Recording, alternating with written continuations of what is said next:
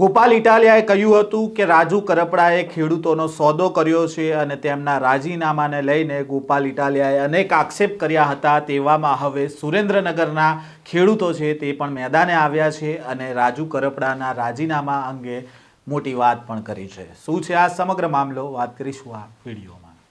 વૈષ્ણવજન તો તેને કહીએ જે પીડ પરાઈ જાનાને રે।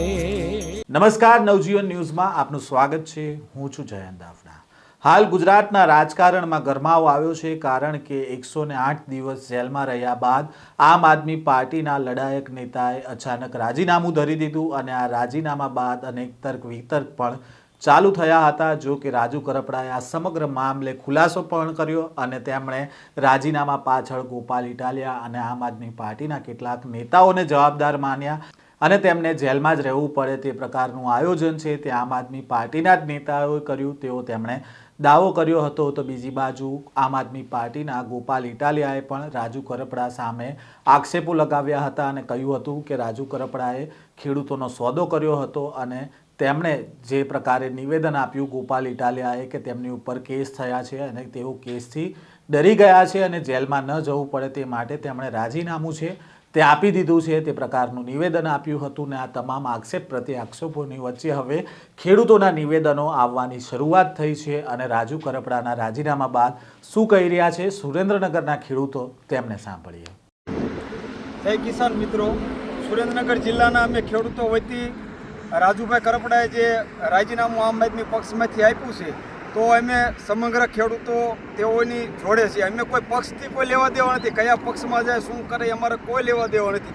અમે ખેડૂત રાજુભાઈ જોડે હતા છીએ અને રહેવાના છીએ, કારણ કે એને અમને પાક વીમો, પાક નુકસાન, વીજળીની જે કંપનીની જે લાઈનો એમાં વળતર અને માપણી અને ખેડૂતોના અનેક નાના મોટા પ્રશ્નો તેઓ અગાઉ લડત ખૂબ જોરદાર આપેલી છે।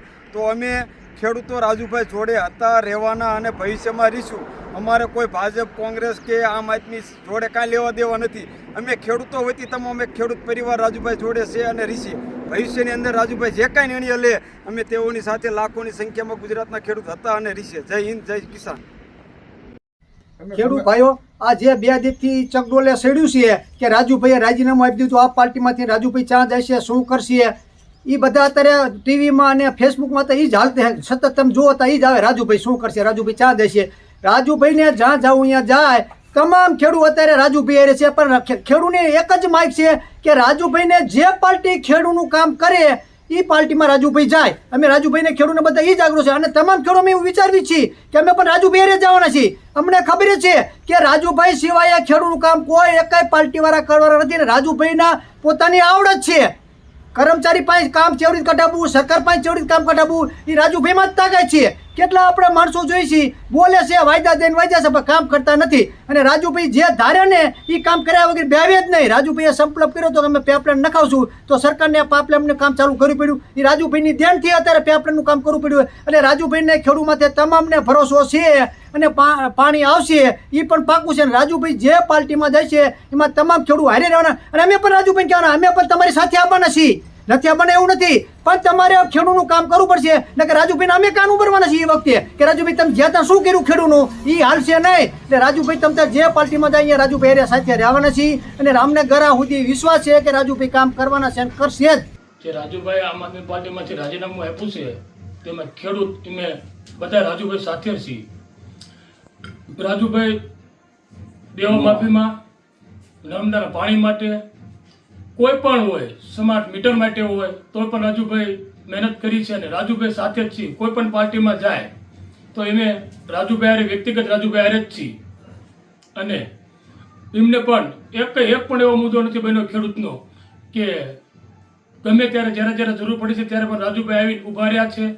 અમે એવું બધા ખેડૂત ઈચ્છીએ છીએ કે વ્યક્તિગત રાજુભાઈ કોઈ પણ પક્ષમાં જાય, અપક્ષમાં લડે તો એમની સાથે છીએ, કોઈ પણ પાર્ટી જોઈન કરે તો પણ એમની સાથે છીએ।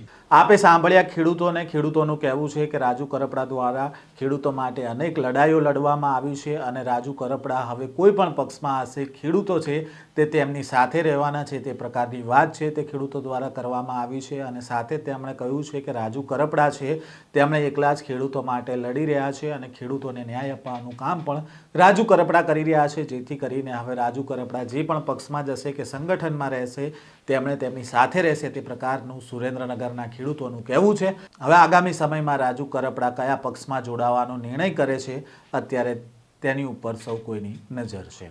આ પ્રકારના સમાચાર અને અહેવાલ સાથે ફરી મળીશું. નવજીવન ન્યૂઝ સાથે જોડાયેલા રહેજો.